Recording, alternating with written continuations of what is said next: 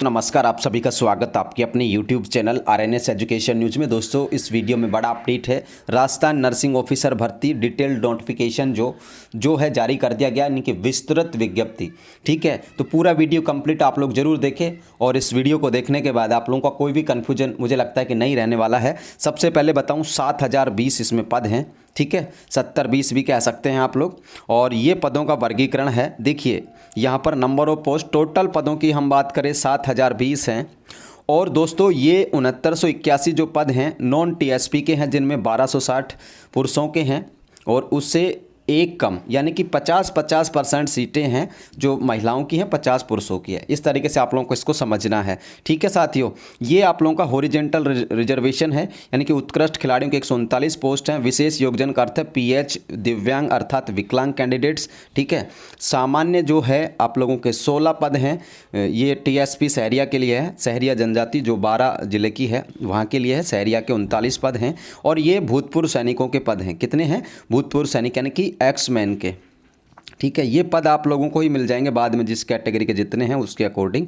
ठीक है, ये बैकलॉग है 39 पदों का सहरिया का। अब देखिए दोस्तों, इसमें जो आरक्षण का जो लाभ है राजस्थान के मूल निवासियों को दिया जाएगा और जो पिता के नाम का जाति प्रमाण पत्र है वो यहाँ पर मान्य होगा महिलाओं के लिए। और मूल निवास प्रमाण पत्र आप लोगों को राजस्थान का ही देना होगा, अन्यथा आप लोगों को रिजर्वेशन का लाभ नहीं दिया जाएगा।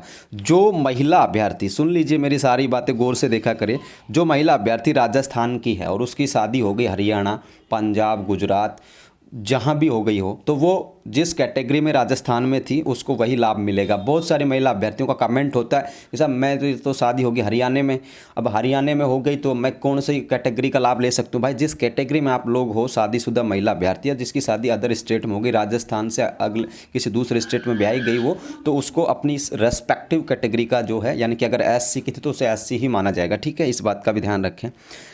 और विधवा वर्ग की महिला आवेदक होने की स्थिति में सक्षम अधिकारी द्वारा जारी पति का मृत्यु प्रमाण पत्र लगाना होगा। ठीक है, ये यहाँ पर आप लोग देख सकते हैं। इसके अलावा दोस्तों 8% जो पद हैं वो विधवाओं के लिए हैं, 2% जो पद हैं तलाकशुदा महिला अभ्यर्थियों के लिए हैं। विशेष योगदान और पीएच का भी रिजर्वेशन यहाँ पे दिया गया है। ठीक है दोस्तों, और भूतपूर्व सैनिकों का जो पद है उनके बारे में बताया गया है 7/12/2022 की अधिसूचना में।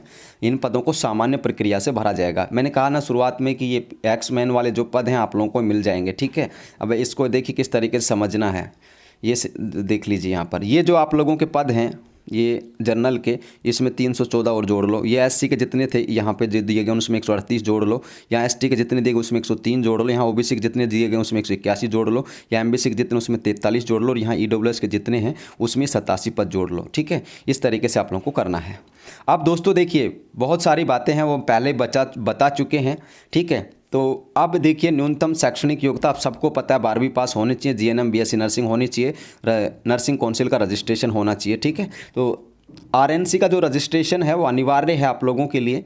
पंजीयन अगर आप लोगों का नहीं हो रखा और ऑनलाइन जो आवेदन आप लोग कर रहे हैं तो लास्ट डेट से पहले रजिस्ट्रेशन आरएनसी का होना चाहिए। ठीक है, कोई किंतु परंतु नहीं होना चाहिए इसमें। आरएनसी का रजिस्ट्रेशन लास्ट डेट से पहले का होना चाहिए।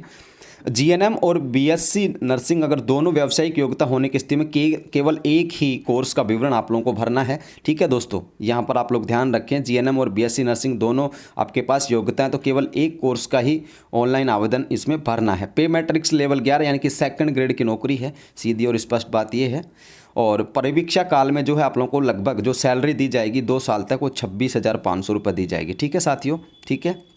आयु सीमा देखिए, एज जो है 1/1/2024 को गणना मानकर की जाएगी। 18 से लेकर 40 साल होनी चाहिए। 18 से लेकर 40 साल होनी चाहिए कितने को? 1 जनवरी 2024 को।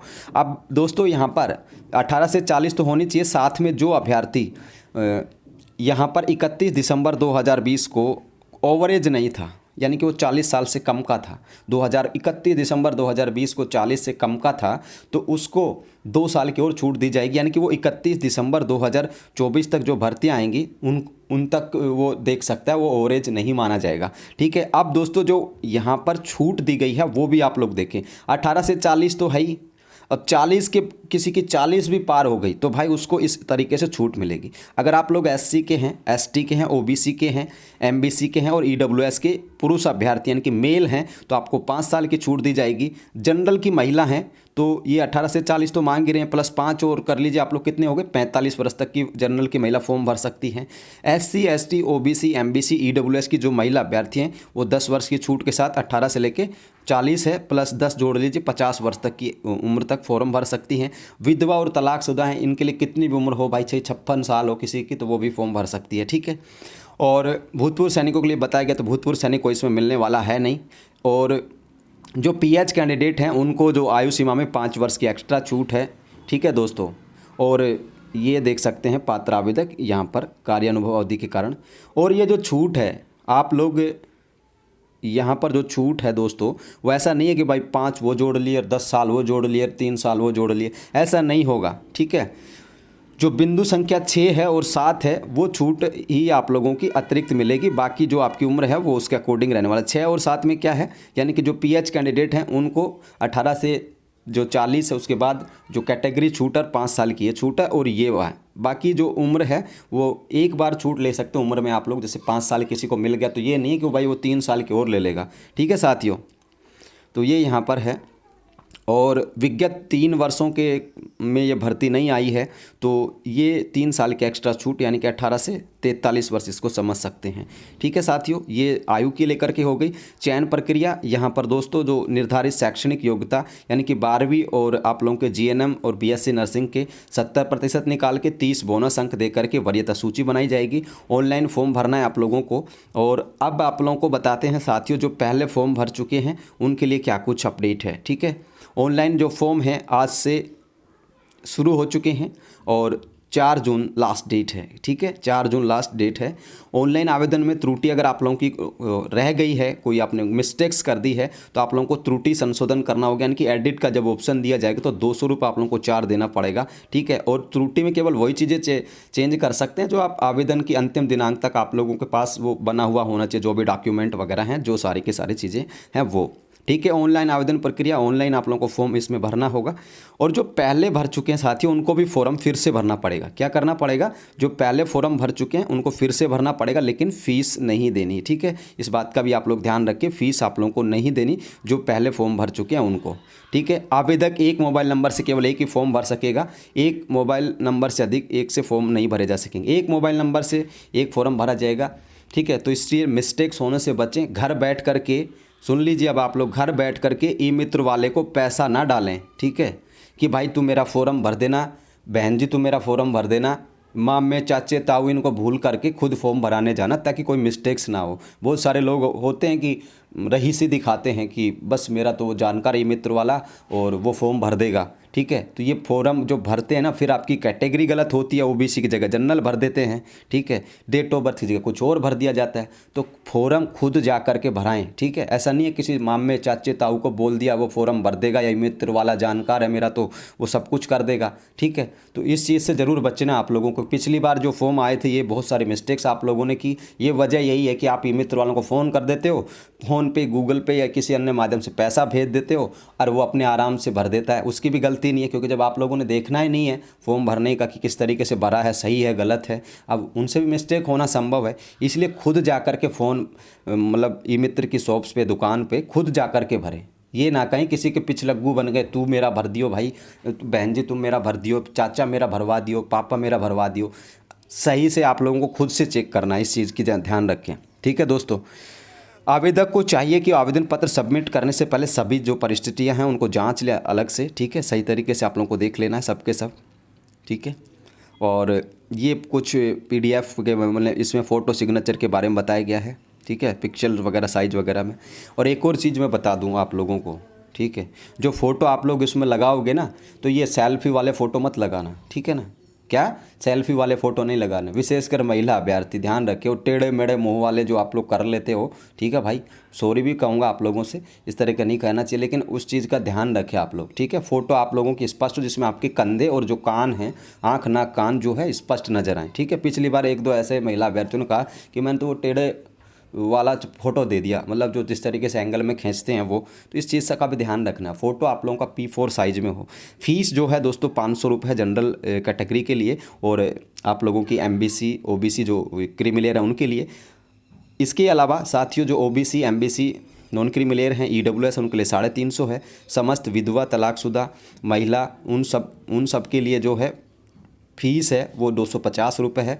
जिन परिवारों की आय 2.5 लाख रुपए से कम है उनके लिए फ़ीस 250 रुपये है। आयकर बनवाने की कोई आवश्यकता नहीं है भाई। आयकर में ये होगा, ये जो 350 है ना, इसकी जगह 100 रुपये का फ़ायदा हो जाएगा। 250 रुपये फ़ीस देनी होगी। बहुत बार चिल्ला के पिछली बार भी 100 बार कहा था कि आयकर नहीं बनवाना, 100 रुपये बचाओगे तो 100 रुपये देने भी होंगे, ठीक है।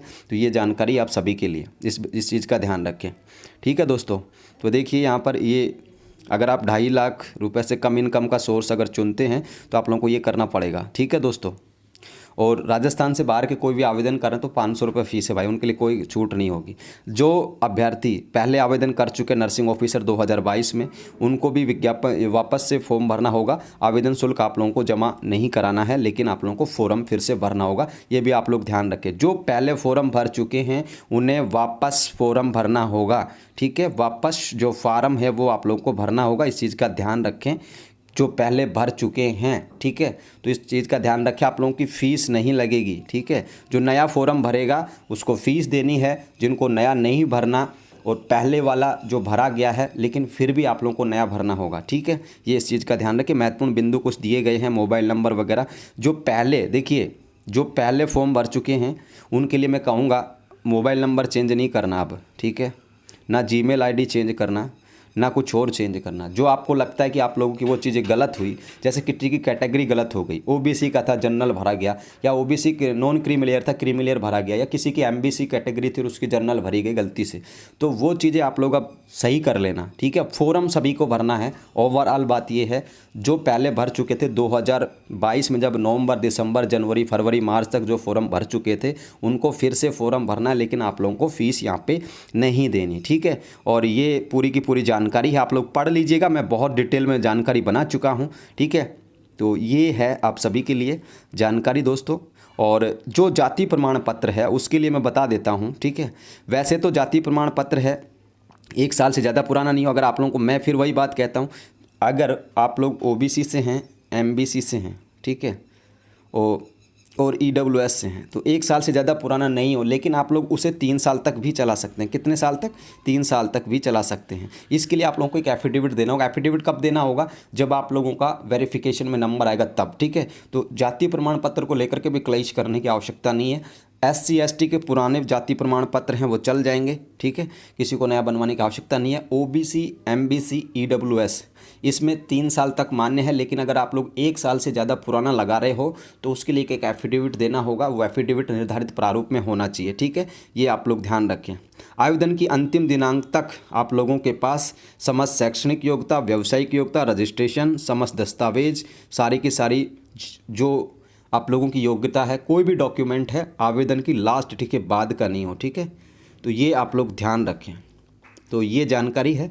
और जो एक्सपीरियंस सर्टिफिकेट है वो आप लोगों का कल तक का मान्य होगा, ठीक है। 4 मई तक जिसको भी जितने महीने दिन साल हो रहे हैं वो उस डेट तक का मान्य होगा, ठीक है साथियों। तो ये है। और बाकी चीज़ें हम पहले ही बता चुके हैं, हमारे प्रीवियस वीडियो भी आप लोग देख सकते हैं इस चीज़ को लेकर के। ये देखिए, अनुभव को लेकर के निर्धारित प्रारूप में है। अनुभव सबको बनवाना है, ठीक है। अनुभव भी सबको बनवाना है। क्या कह रहे हैं हम? अनुभव सबको बनवाना, चाहे पहले बनवा चुके हैं चाहे पहले नहीं बनवा चुके हैं। पहले जो बनवा चुके हैं उनके लिए प्रोसेस ये रहेगा कि आप जो लोगों का जो पहले बना हुआ था वो ही लगा देंगे। तो आप लोगों की जो कागजी कार्रवाई और जो मोटी मोटी फाइल्स थी, बैंक डिटेल्स निकालो, फलाना ढिमकाना करो, वो चीज़ें नहीं करनी होंगी। लेकिन एक्सपीरियंस भी सबको बनवाना है। जिनको नया बोनस मिल रहा है, जैसे 15 किसी को मिल रहे हैं, किसी को अब भी पहले 20 थे अब 30 मिल गए, तो उन सबको बनवाना है। एक्सपीरियंस भी सबको बनवाना है वापस से नए फॉर्मेट के साथ, और फॉर्म भी सबको फिर से भरना है वापस से, ठीक है। ये आप लोगों की जानकारी के लिए है। और ये लास्ट डेट है इसकी, वो रहेगी 4 जून, ठीक है दोस्तों। अनुभव की गणना ये देख सकते हैं आप लोग किस तरीके से की जाएगी, वो तो हम बता ही चुके हैं, ठीक है। बाकी पहले की तरह की सारी जानकारी है। और फिलहाल के लिए इस वीडियो में इतना ही। जल्दी आप लोगों के लिए फार्मासिस्ट की नोटिफिकेशन लेकर के आ रहे हैं। फार्मासिस्ट का भी बता देते हैं आप लोगों को, इसके तुरंत बाद आप लोग फार्मासिस्ट का वीडियो देखें। और दोस्तों मैं आप लोगों से कहूँगा, जो अपना टेलीग्राम चैनल है वो लोग आप लोग ज्वाइन कर ले, ठीक है। RNS नर्सिंग न्यूज़ 1 के नाम से है, उसको ज्वाइन कर ले। वहाँ पर सभी इन्फॉर्मेशन आ जाती हैं, तमाम वीडियोज़ के लिंक भी वहाँ पर मैं डालता रहता हूँ। तो इस टेलीग्राम को जरूर आप लोग फॉलो अप कर सकते हैं। किसी को कोई इश्यू हो, किसी को कोई जानकारी चाहिए तो इंस्टा पे मैसेज कर सकते हैं। इंस्टा पे मैसेज सिर्फ वही करें कि किसी को कोई बहुत ज़्यादा दिक्कत है तो, ठीक है। बाकी छोटी छोटी चीज़ें पूछने के लिए ना करें कि इसमें सैलरी कितनी मिलेगी, इसमें इसकी लास्ट डेट क्या है, ये सारी चीज़ें पता होना ही चाहिए। जो आप लोगों को दिक्कत हो कि भाई यार ये बात तो मुझे पता ही नहीं है क्या नहीं है, वही बातें भी आप इंस्टा पे पूछ सकते हैं। अब काफ़ी सारे लोगों को ऐसे ऐसे मैसेज आने लगे, गुड मॉर्निंग गुड इवनिंग, तो भाई ये ना भेजे बिल्कुल भी, ठीक है। इतना समय नहीं होता आपको रिप्लाईज करने का। अगर आप लोगों की चाहिए कि यार कोई हमें अच्छी बात पूछनी है, कोई समझ में नहीं आ रहा, वो बात पूछ सकते, लेकिन छोटे छोटे मैसेज इंस्टा पे भी ना करें भाई, बेवजह परेशानी होती है। तो ये जानकारी साथियों, ये PDF आप लोगों को मिल जाएगी टेलीग्राम चैनल पर। आप हमारी वेबसाइट पर भी इस जानकारी का विस्तृत जो है नोटिफिकेशन देख सकते हैं। धन्यवाद। फिलहाल के लिए इस वीडियो में इतना ही। जय हिंद दोस्तों, जय भारत।